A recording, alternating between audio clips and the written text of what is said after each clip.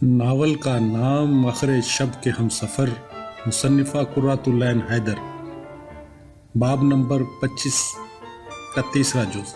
خاصی بوسیدہ چھتری لگائے بارش میں بھیگتے حواس باختہ ریونڈ بنرجی دور پھاٹک میں داخل ہو رہے تھے۔ اس وقت دوپہر کا 1 بج چکا تھا اور ڈی ایمز ہاؤس کے برآمدے کے ایک در میں کھڑے عبدالغفور ہیڈ چپراسی سے آہستہ آہستہ کہہ رہے تھے، صاحب چھوٹا حاضری کے بعد سے دروازے بند کیے اسٹڈی میں بیٹھا ہے، بیئر پہ بیئر پیے چلا جا رہا ہے، اللہ جانے کیا معاملہ ہے، شاید ولایت سے میم صاحب کی کوئی خیر خبر نہیں آئی۔ چپراسی نے متانت سے سر ہلایا، اتنے میں اس کی نظر پادری صاحب پر پڑی جو برساتی میں پہنچ چکے تھے۔ پادری بنرجی نے سیڑھیاں چڑھ کر جلدی جلدی پائیدان پر جوتے رگڑے اور برآمدے میں آئے۔ چھتری بند کی تو اس میں سے پانی کی بوندیں فرش پر گریں۔ شاف فرش خراب ہو گیا اور وہ اور زیادہ گھبرائے اور دہشت زدہ نظروں سے چاروں طرف دیکھا۔ عبدالغفور نے لپک کر چھتری ان کے ہاتھ سے لی، ہیٹ ریک کے ایک کونے میں لٹکا دی اور سلام کیا۔ صاحب کہاں ہیں؟ پادری بنرجی نے ہیبت زدہ آواز میں دریافت کیا۔ عبدالغفور ان کی اس حالت پر متعجب ہوئے۔ صاحب کتاب والے کمرے میں ہیں پادری صاحب۔ صاحب کو بولو مہربانی ہوگی، ایک دم ضروری بات کرنا ہے، مہربانی ہوگی۔ عبدالغفور نے سر ہلایا اور اندر گئے، لائبریری کا دروازہ دھیرے سے کھٹکھٹایا اور کواڑ آہستہ سے کھول کر کمرے میں داخل ہوئے۔ آرام کرسی کے پاس جا کر ذرا سا کھنکھارے۔ چارلس بارلو نے آنکھیں کھولیں، صاحب کالا پادری آیا ہے۔ کون؟ چارلس نے ذرا چونک کر آنکھیں ملتے ہوئے پوچھا۔ کالا پادری بنرجی بابو۔ اوہ، کیا کام ہے؟ صاحب وہ ایک دم ضروری بات کرنا مانگتا ہے، گول کمرے میں بٹھا دوں؟ بیچارہ بہت گھبرایا ہوا دکھتا ہے۔ چارلس نے سر اونچا کیا۔ کیا؟ نہیں، ادھر ہی بھیج دو۔ ادھر صاحب، لائبریری صاحب کا بے حد ذاتی کمرہ تھا۔ یس یس یو ایڈیٹ، چارلس نے گرج کر کہا۔ عبدالغفور کان دبا کر غائب ہو گئے۔ چارلس نے پھر آنکھیں بند کر لی، سر میں درد، خیالات میں انتشار، دل میں دکھ، کیا کروں؟ اب اس کالے پادری کی فریادیں سنوں میں کہ ہندوستانیوں کا مائی باپ ہوں، مائی باپ غریب پرور۔ جب اس نے آہٹ پر آنکھیں کھولیں، پادری بنرجی صلح ہیٹ دونوں ہاتھوں میں لیے مسکینی سے کمرے میں داخل ہو رہے تھے۔ وہ اٹھ کھڑا ہوا اور خوش خلقی سے مسکرایا اور مصافحے کے لیے ہاتھ بڑھایا۔ گڈ آفٹر نون مسٹر بارلو۔ ہیلو پادری۔ گڈ آفٹر نون۔ گڈ ہیونس، کیا دوپہر ہو گئی؟ پادری بنرجی لجاجت سے مسکرائے مگر مسکراہٹ نے فوراً ساتھ چھوڑ دیا۔ اب وہ پھر ہیبت زدہ نظر آ رہے تھے۔ کیا بات ہے پادری؟ آپ پریشان معلوم ہوتے ہیں۔ Do have a drink? O you don't drink. Do sit down پادری۔ نو یس مسٹر بارلو۔ پادری بنرجی ہکلائے اور ایک کرسی پر ٹک گئے، ہیڈ گود میں رکھ لی، کمرے میں چاروں طرف نظر دوڑائی۔ چارلس نے مگ میں بیئر انڈیلی، مگ اٹھا کر کہا، ٹو وکٹری۔ پادری بنرجی نے اسی منچکے انداز میں سر ہلایا۔ چارلس پھر آرام کرسی پر بیٹھ گیا۔ اب ساری چیزیں دھندلی دھندلی سی معلوم ہو رہی تھی۔ آئی ایم ڈرنک، ہرے! سامنے کالا پادری بیٹھا تھا۔ مجھے ہمیشہ یہ حیرت رہی ہے کہ انسان اپنا آبائی مذہب کیسے بدل لیتا ہے، اپنی کھال اتار کر دوسری کھال کیسے منڈ لیتا ہے۔ مثال کے طور پر اگر میں مسلمان ہو جاؤں، ہاں ہاں، سیاہ سوٹ پہنے، سفید کلر لگائے، پال میتھیو بنرجی بھی مضحکہ خیز ہے جس طرح ایڈورڈ بارلو مضحکہ خیز تھے، ریحان الدین احمد مضحکہ خیز ہے، میں مضحکہ خیز ہوں، سارا ہندوستان، ساری دنیا، ساری انسانیت، ساری زندگی اتنی مضحکہ خیز ہے کہ اس پر آنسو بہانے چاہیے۔ مسٹر بارلو، وہ چونکا، میں اپنے فرض میں کوتاہی کر رہا ہوں، نیٹو پادرے فریاد لے کر آیا ہے، عدل چاہتا ہے۔ ہاں ہاں مسٹر بارلو۔ او جسٹ 1 منٹ پادرے۔ اس نے گھڑی پر نظر ڈالی اور اٹھ کر لمبے لمبے ڈگ برتا، باری باری، اونچا اونچا، جھکا جھکا سا کمرہ عبور کر کے ریڈیو کے پاس گیا اور دم سے صوفے پر بیٹھ گیا۔ ریڈیو کی سوئی گھمانے لگا۔ دس از BBC لندن، ایک دم آواز گونجی۔ پادری بنرجی چونک پڑے۔ ہزاروں میل پرے سے ڈبکنی کشتیوں سے معمور سمندروں، گرم صحراؤں میں پھٹتے بموں، جلتے ہوئے یورپ کے اس پار جلتی ہوئی آکسفورڈ اسٹریٹ کے ایک تہہ خانے میں بیٹھا ہوا اناؤنسر ٹائٹ اپر لپ کے ساتھ اپنے ہم قوم چارلس بارلو سے مخاطب تھا۔ 10 منٹ تک وہ چارلس بارلو کو بتاتا رہا کہ اتحادی کہاں کہاں مطمئن ہو رہے ہیں اور برطانیہ میں کہاں کہاں بمباری ہوئی ہے۔ پھر ونسٹن چرچل کے تازہ ہمت افزا بیان کے اقتباس کے بعد خبریں ختم ہوئی۔ گوڈ سیو دا کنگ بجا۔ چارلس بارلو فوراً ٹینشن کھڑا ہو گیا۔ پادری بنرجی بھی کھڑے ہو گئے۔ ریڈیو بند کر کے دائیں چنگلی پلکوں پر پھیرتے ہوئے چارلس بارلو واپس اپنی کرسی پر آن بیٹھا۔ اب جا کر پادری بنرجی نے کانپتے ہاتھوں سے اخبار جیب سے نکالا۔ اخبار بھی بارش میں بھیگ چکا تھا۔ انہوں نے اسے ذرا احتیاط سے مسٹر بارلو کے سامنے پیش کیا۔ ایک خبر پر سرخ نشان لگا تھا۔ چارلس بارلو نے جھک کر خبر پڑھی، تبری پر بل ڈالا، پادری کو دیکھا، ہونٹ کاٹے۔ مجھے بڑا افسوس ہے پادرے، مجھے نہیں معلوم تھا کہ آپ کی لڑکی بھی۔ میں بالکل مجبور اور لا علم تھا مسٹر بارلو۔ آپ مجھ سے کیا توقع رکھتے ہیں؟ میری بچی گمراہ ہے مسٹر بارلو، اسے بچا لیجیے۔ پادری نے اس کے سامنے ہاتھ پھیلا دیے۔ وہ جنجلا گیا۔ اب اس کا سارا نشہ حرن ہو گیا تھا۔ وہ اپنی ذاتی اندرونی دنیا سے واپس آ کر اپنے فرض منصبی پر مستعد ہو چکا تھا۔ آپ کی لڑکی بالغ اور سمجھدار ہے، جان بوجھ کر اس غنڈہ گردی میں شامل ہوئی ہے۔ بہت جلد اس رمان پرستی سے اس کا جی بھر جائے گا، یا ممکن ہے وہ ساری عمر اسی میں لگی رہے۔ آئیڈیلزم، خدمت قوم اور خدمت خدا کا جنون انسان کو عجیب و غریب طریقوں سے اپنی زندگی تجنے اور تباہ کرنے پر مجبور کر دیتا ہے۔ میری بہن، اب اس نے ہاتھ پھیلائے، میری بہن ایلس 25 سال سے ناگا جنگلوں کی خاک چھانتی پھر رہی ہے اور غالباً بہت مسرور ہے۔ آپ کی بیٹی بھی جیل میں خوش رہے گی اور خود کو مجاہد سمجھے گی۔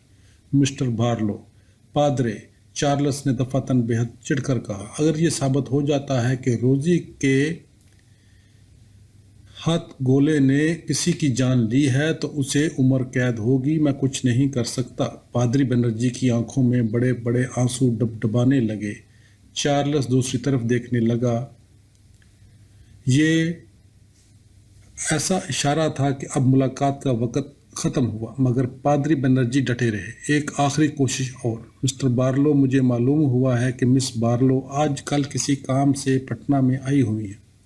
اگر آپ ان کو ٹرنک کال کر دیں کہ وہ جیل کے ہسپتال میں روزی کو جا کر دیکھ لیں، اور میں نے یہ خط بھی ان کو۔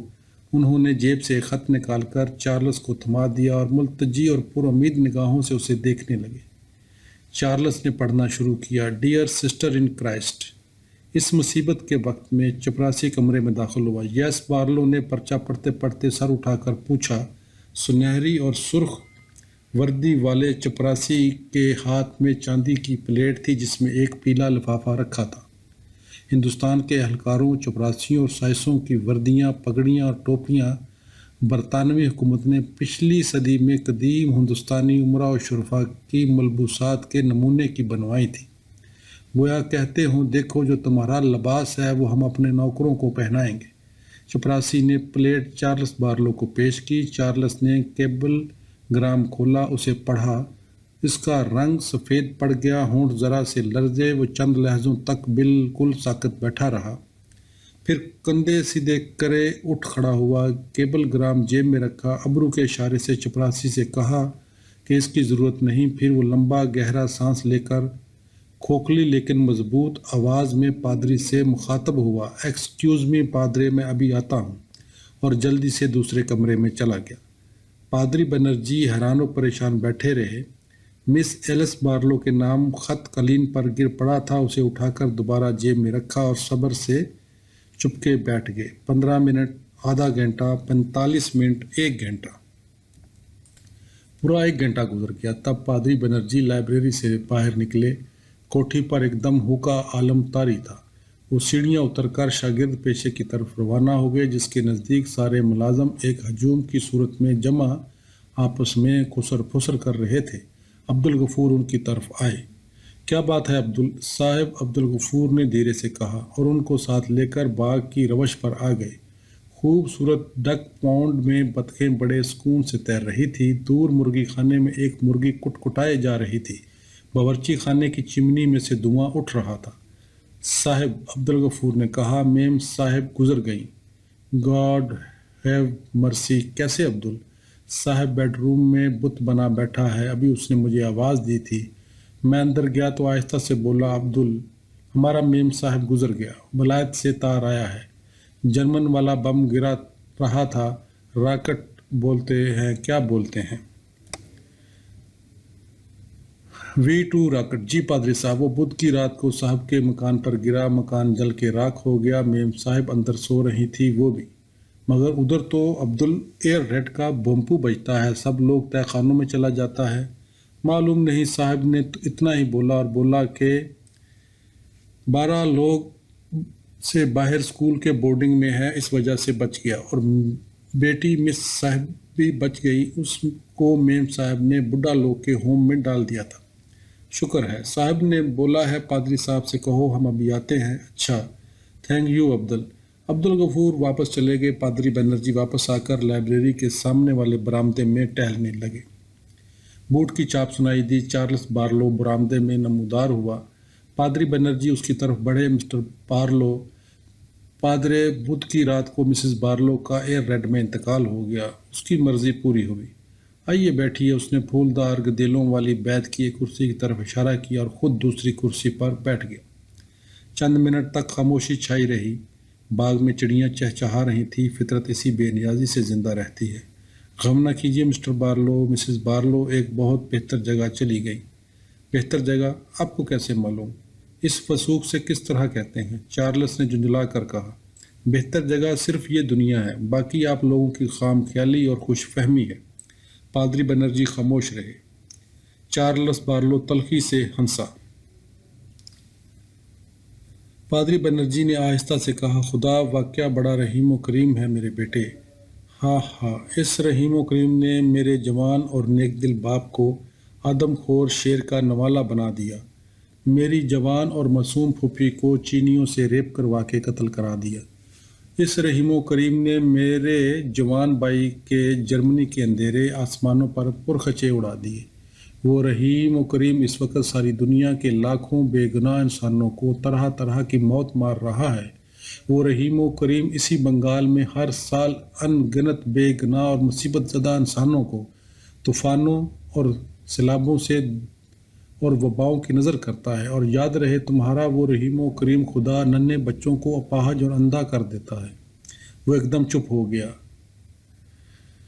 پادری بنرجی ذاتی کرائسس کے موقع پر اسرار ربانی سے لاعلم فانی انسانوں کے منہ سے اس قسم کے کلمات کفر سننے کے عادی تھے۔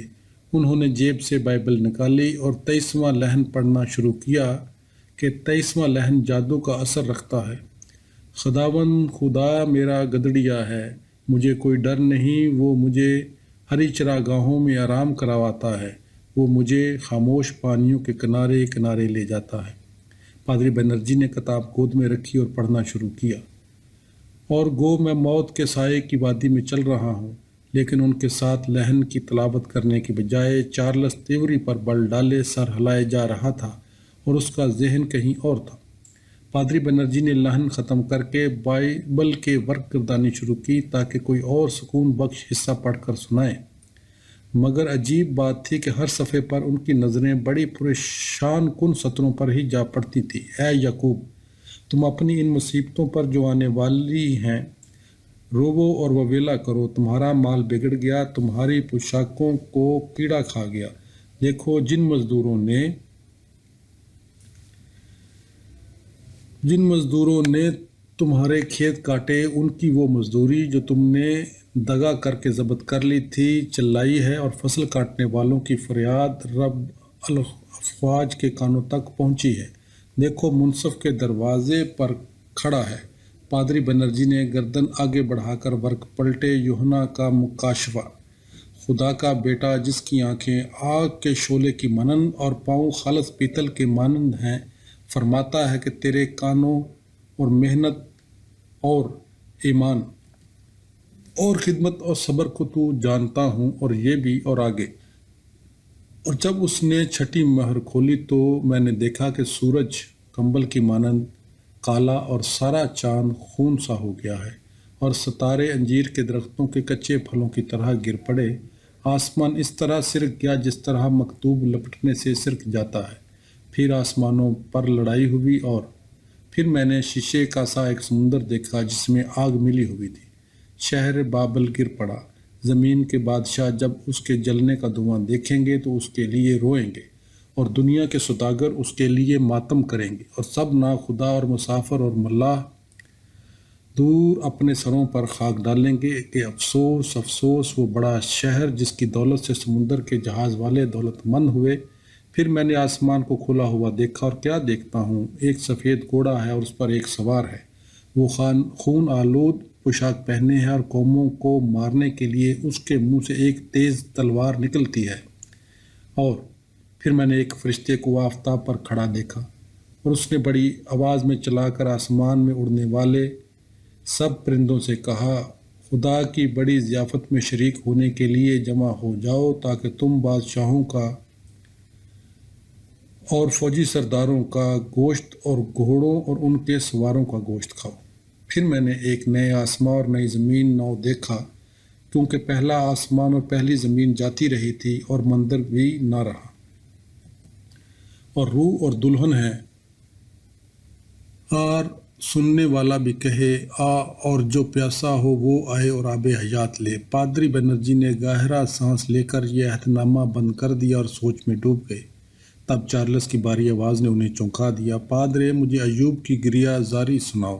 بہت اچھا، اور آپ بھی صبر ایوب سے سبق لیجئے مسٹر بارلو۔ سبق بعد میں لوں گا، تم پہلے مجھے اس عبرانی بڈھے کی گریہ وزاری۔ خاموش مسٹر بارلو، پادری نے دفعتاً ڈانٹ کر کہا۔ بہت بے ادبی کر لی، اب خاموش۔ سوری پادرے۔ پادری نے دوبارہ اینک کا کیس کھولا، اینک تبدیل کی اور جیب سے مداری کی طرح پرانا عہد نامہ نکالا۔ جستا جستا پڑھ کر سناؤں گا، بہت طویل باب ہے۔ اور پھر ایوب راکھ میں بیٹھ گیا، اور اس کے نین درست پرسے کو آئے، اور انہوں نے خاک سروں پر ڈالی اور اس کے ساتھ زمین پر بیٹھ رہے، اور 7 دن اور 7 رات زمین پر بیٹھے رہے۔ اور ایوب نے کہا، لعنت ہو اس دن پر جب میں پیدا ہوا تھا، میرے جسم پر کیڑے رینگ رہے ہیں، میری کھال اکھڑ گئی ہے، میرے دن جو لاہے کی تکلیفوں کی مانند تیز رفتار ہیں، میری زندگی ہوا بن گئی۔ خدا بے گناہوں کے مصائب پر ہنستا ہے، اس نے زمین کو ظالموں کے حوالے کر دیا، منصفوں کے چہرے چھپا دیے۔ میری زندگی تیز رفتار جہاز کی مانند گزر رہی ہے، مجھے اپنے غموں سے ڈر لگتا ہے۔ میں خدا سے کہوں گا، تجھے زیب دیتا ہے خداوند کے اپنے بندے سے متنفر ہو اور ظالموں کا ساتھ دے۔ کیا تو بھی انسان ہے؟ ڈاکو عیش کر رہے ہیں اور خدا ان کو بڑھاوا دیتا ہے۔ وہ قوموں کو ترقی دیتا ہے اور تباہ کرتا ہے اور پھر ترقی دیتا ہے۔ میری آنکھوں نے یہ سب کچھ دیکھا، کانوں نے سنا اور عقل نے سمجھا، اور اب میں خدا سے ذرا منطقی جرح کرنا چاہتا ہوں۔ ابن ہوا کی مختصر زندگی کلفتوں سے پر ہے۔ وہ پھول کی طرح کھلتا ہے اور کٹ کر گر جاتا ہے، سائے کی طرح غائب ہو جاتا ہے۔ پانی کی خوشبو کٹے درخت کو اثر نو زندگی بخشتی ہے، مگر ابن آدم ایک مرتبہ لیٹ جائے پھر نہیں اٹھتا۔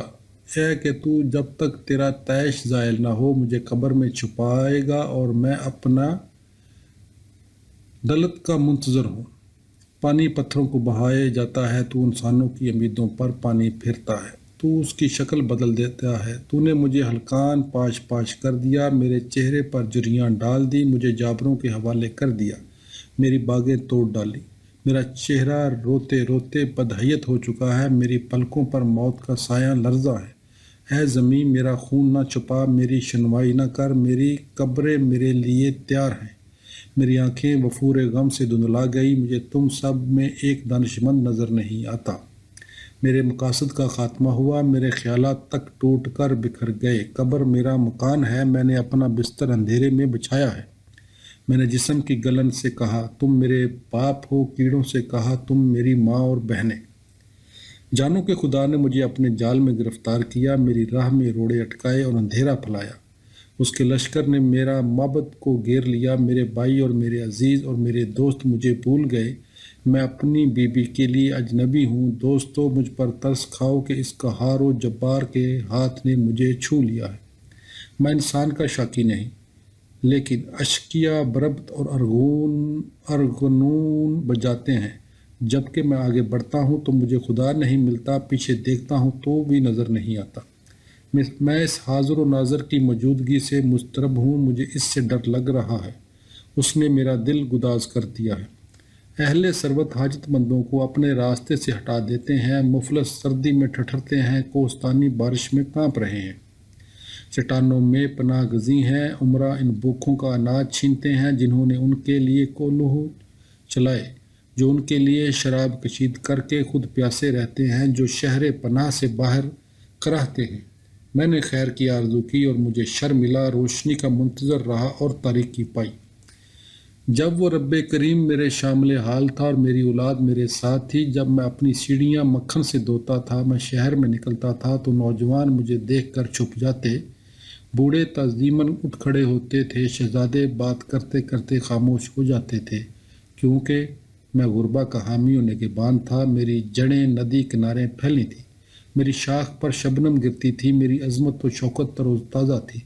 لیکن اب نوجوان جن کے باپوں کو میں اپنے گلے کے کتوں کے ساتھ بھی نہ بٹھاتا میری تضحیق کرتے ہیں اور آندھی کی مانند مجھ پر حملہ آور ہیں۔ اور تب میں نے اٹھ کر مجمع سے کہا، میں اژدہے کا بھائی اور بوم کا ساتھی ہوں، میری کھال جل گئی، میرا براتا رو رہا ہے، کیا خدا میری حالت نہیں دیکھتا؟ کاش وہ میری فریاد سنیں، کاش میرے دشمن ایک کتاب لکھیں جس میں اپنے کندھوں پر رکھوا اور تاج کی طرح پہنوں۔ اگر میری زمینیں میری وجہ سے نالا کنا ہیں تو کاش گہیوں کی بجائے گوکھرو اور جو کی بجائے گھاس پھوس ان پر اگیں۔ ایوب کے الفاظ ختم ہوئے، تب بگولے میں سے خداوند عالم نے ایوب کو جواب دیا۔ پادری نے بائبل بند کر دی اور چارلس کرسی کی پشت سے سر ٹکائے آنکھیں بند کیے بیٹھا تھا۔ اس نے چونک کر پادری کو دیکھا۔ ان تینوں دانشمند دوستوں کے نام کیا تھے جو ایوب کو سمجھانے آئے تھے؟ ایلیہو، بلداد اور ایلیفاز، پادری نے جواب دیا۔ ایلیہو، بلداد اور ایلیفاز، چارلس نے ذرا اکتائی ہوئی آواز میں دہرایا اور پھر آنکھیں بند کر لیں۔ اس کا ذہن کہیں اور بھٹک رہا تھا، کیونکہ وہ بہت دیر سے سوچ رہا تھا۔ کرنل جوئل جو مکان میں مقیم تھا، وہ بھی اسی رات ان شعلوں میں بسم ہوا۔ تم بھی اس کے ساتھ جل کر کوئلہ ہوئے، تمہارا خوبصورت جسم کو کوئلہ بنا، تم مرتے وقت بھی مجھ سے بے وفا تھی، افسوس افسوس افسوس۔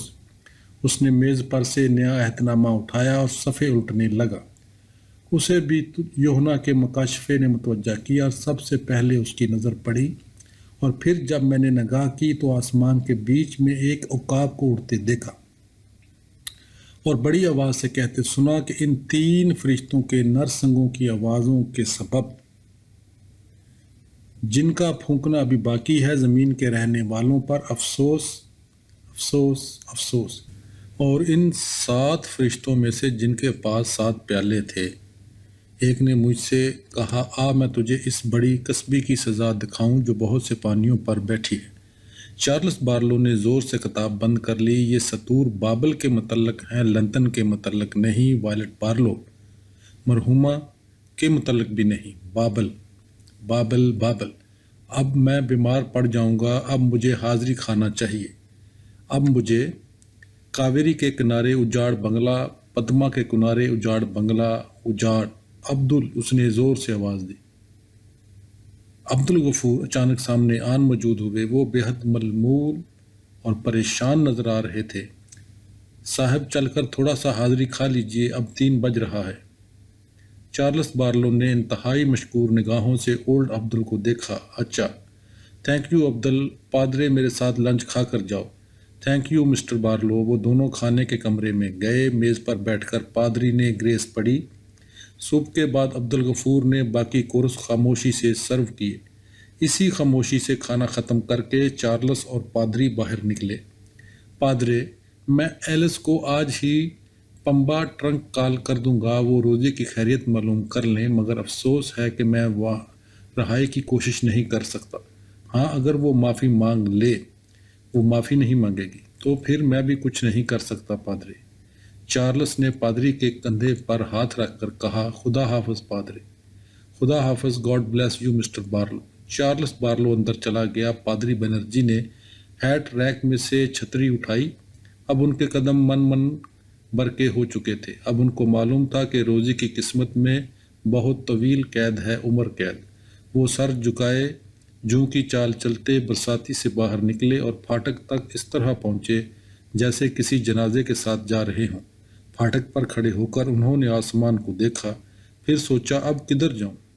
बारिश बहुत देर से थमी हुई थी। वो फाटक से बाहर आकर एक तरफ को चंद कदम चले, फिर तज़बज़ब के आलम में ठटक गए, फिर चलने लगे।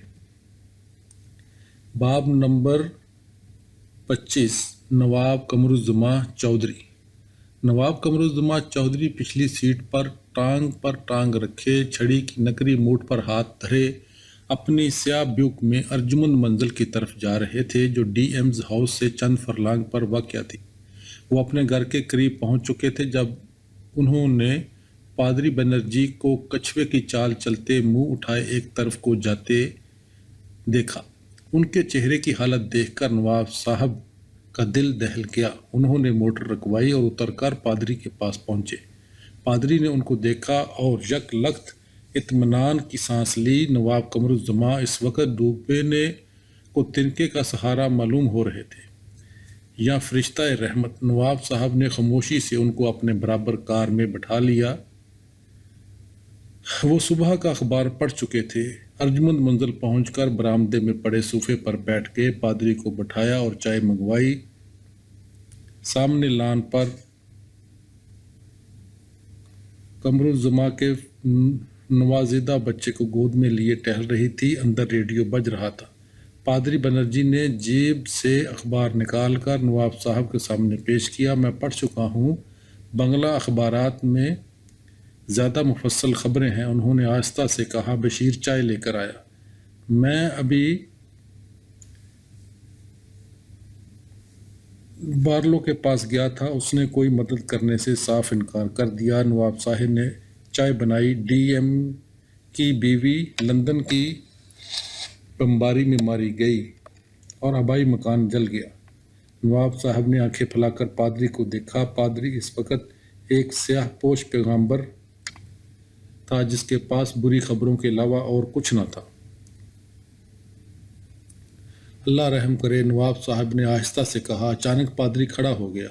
नवाब साहब, मैं डॉक्टर सरकार से मिलना चाहता हूँ इसी वक्त।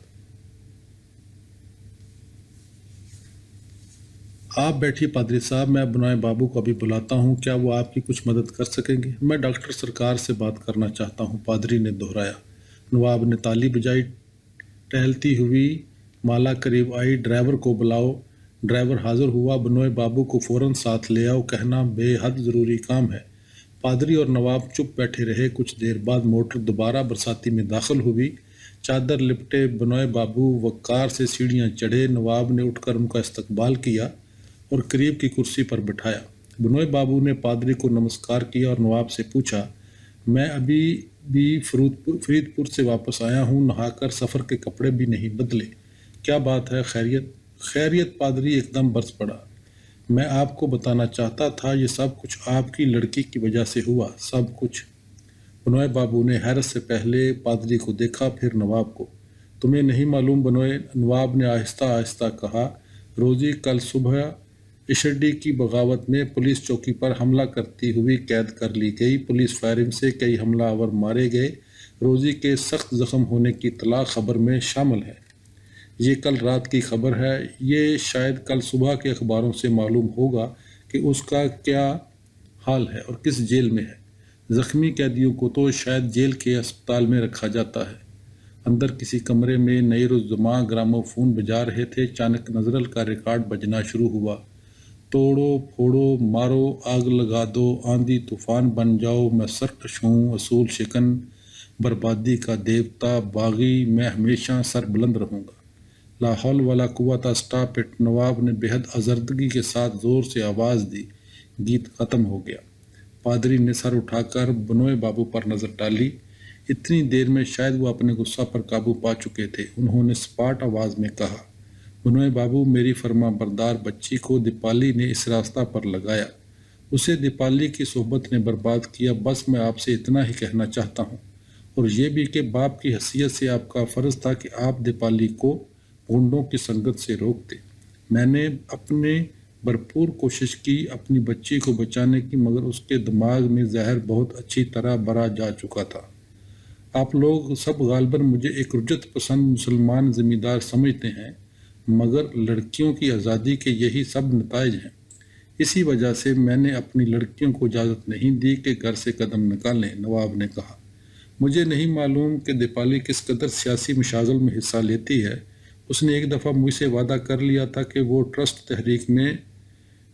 ٹیررسٹ تحریک میں شامل نہ ہوگی، اور میں نے اس کے قول کا اعتبار کیا ہے۔ علاوہ ازیں اگر وہ مجھ سے چھپا کر کسی سیاسی تحریک میں شامل ہے، تب بھی میں کچھ نہیں کر سکتا تھا، نہ اسے منع کر سکتا ہوں۔ ہر نئی نسل اپنا راستہ خود بناتی ہے۔ آپ نے بھی اور میں نے بھی اپنے اپنے طریقے سے اپنے لیے نئے راستے تلاش کیے تھے۔ منو موہن بابو، آئیے خدا سے امید کریں کہ روزی خیریت سے ہو۔ آپ پر جو اس وقت بیت رہی ہے وہ میں سمجھ سکتا ہوں۔ دنیش بھی۔ پھر وہ چپ ہو گئے۔ ملازم نے پیچمان لا کر نواب کے پاس رکھا۔ پادری نے سر اٹھا کر دفعتاً نواب کو مخاطب کیا، اور آپ بھی، آپ کا انگریز کے چلے جانے سے کیا فائدہ ہوگا؟ نہرو نے دسیوں بار کہا ہے، راجواڑے ختم کر دیے جائیں گے۔ نواب حقہ گڑگڑاتا رہا، سیاست حد سے زیادہ گنجلک ہو گئی ہے۔ اللہ اکبر! یہ خستہ حال کالا پادری اور یہ خستہ حال ڈاکٹر، ان دونوں کو غالباً آزادی سے فائدہ ہوگا، مگر واقعہ مجھے کیا فائدہ ہوگا؟ ریاست البتہ چلی جائے گی۔ میں نے اقتصادی پہلوؤں پر زیادہ غور نہیں کیا، مگر اقتصادی مسائل پر غور کر کے دونوں نے پہلے ہی کافی آفت مچا رکھی ہے۔ رونوں کے خیال نے انہیں یک لخت بے حد مضطرب اور ملول کر دیا۔ وہ پیچوان گڑگڑایا کیے۔ پھر انہوں نے پادری سے کہا، موہن بابو، میں بھی سمجھ سکتا ہوں آپ کے دل پر کیا گزر رہی ہوگی۔ مجھے جب اپنے لاڈلے بانجے کا خیال آتا ہے تو میرا دل بھی ٹکڑے ٹکڑے ہو جاتا ہے۔ اس نے کس طرح میری ساری امیدوں پر پانی پھیر دیا۔ تم نئی نسل کی بات کرتے ہو بنوئے، یہ بڑی احسان فراموش نمک حرام نئی نسل ہے۔ پچھلے سال تمہاری بچی مجھ سے بحث کرنے لگی، قربانی اور تیاگ یہ اور وہ۔ میں اس بچی سے کیا کہتا کہ سیاست کی قربان گاہ پر میں اپنی مسرتوں کی قربانی دے چکا ہوں۔ میرے ہونہار بانجے کو سیاست ہڑپ کر گئی۔ تمہارا کون بانجا؟ کومر میاں، بنوئے بابو نے پوچھا۔ تم سے بنوئے برسوں میں میری ملاقات نہیں ہوتی، تم میرے حالات سے اجنبی ہو چکے ہو۔ یوں بھی اس قصہ کو بلائے رکھنا ہی میرے لیے بہتر ہے۔ میں اپنی اس ٹریجڈی اور اپنی بیٹی کی بدقسمتی کی ہر ممکن پردہ پوشی ہی میں عافیت سمجھتا ہوں۔ رہنے دو، یوں ہی بات سے بات نکل آئی۔ سوری کومر میاں، مجھے معلوم نہ تھا۔ مگر اب؟ نواب آہستہ آہستہ پیچوان گڑگڑاتا اور کہتا رہا، میری آنکھوں کا تارا، میری مرحومہ بہن کی نشانی، میرا لاڈلا، جس پر فخر کرتے کرتے میں پھولا نہ سماتا تھا، جس کی میں نے زندگی بنا دی، اور اس نے میرے ساتھ کیا کیا؟ یہی منو موہن بابو، یہی توڑو پھوڑو، آگ لگا دو، اینٹ سے اینٹ بجا دو۔ منو موہن بابو، آپ اور میں اور بنوئے، ہم سب ایک ناؤ میں سوار ہیں۔ رونو، روزی، دیپالی، یہ سب مل کر ہم کو اس چیز کی سزا دے رہے ہیں کہ ہم نے ان کے لیے ایک محفوظ دنیا تخلیق کی تھی۔ یہ لوگ اسی لیے پیدا ہوئے ہیں کہ اس محفوظ اور مامون دنیا کے معماروں کو نیست و نابود کر دیں۔ مگر کس لیے؟ پادری نے پوچھا۔ ہمیں نیست و نابود کرنے کے بعد یہ کس قسم کی دنیا بنائیں گے؟ اس بات کا جواب میرے پاس نہیں ہے، نواب نے افسردگی سے کہا۔ بنوئے بابو صوفے سے اٹھے۔ پادری صاحب بھی اٹھے۔ مجھے معاف کر دینا بنوئے بابو، میں ہوش و حواس کھو بیٹھا ہوں۔ بنوئے بابو نے پادری کے کندھے پر ہاتھ رکھ دیا۔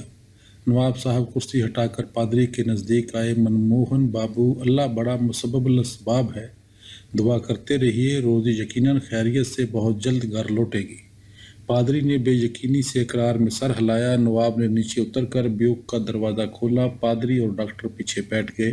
ڈرائیور لپک کر آیا، موٹر میں بیٹھ کر اسے اسٹارٹ کیا۔ موٹر آگے بڑھ گئی۔ رات کو ارجمند منزل میں نواب कि पलोटी के पोते मुनव्वर उज़्ज़मा के अकीक़े के सिलसिले में बड़ा भारी डिनर था। 8 बजे मेहमान आना शुरू हो जाएंगे। बाबर बा ऐश कोश। नवाब बरसाती से निकलकर पाएँ बाग की सिमत चले गए। हम तीनों, मैं, सरकार और बनर्जी, हम 3 बंगाली 3 मुख्तलिफ रास्तों पर खड़े हैं। मैं और बनर्जी तो ऐसे खंबे हैं जिनको गुन लग चुका है, मगर पाल मैथ्यू बनर्जी बेचारा ये बात समझ नहीं सकता और समझ कर भी क्या कर लेगा। पिछले लान पर पहुंचकर उनको बार्लो की मेम का ख्याल आया। पादरी ने बताया था कि सुनावनी सुनकर बार्लो ने बड़ी बहादुरी और ज़ब्त से काम लिया। खालस स्टिफ अपर लिप। भाई अगर ऐसी हिम्मतें ना होती तो सारी दुनिया पर हुकूमत कैसे करते। नवाब लान पर टहलने लगे। कल सारे हमायतदीन शहर ताज़ियत के लिए जाएंगे, मुझे भी जाना होगा। वायलट बार्लो को बंगाल की यूरोपियन सोसाइटी में काफ़ी दिल फेंक मशहूर थी। खासी आवारा मछली की तरह पीती थी, बेहद हसीन, मर गई गरीब।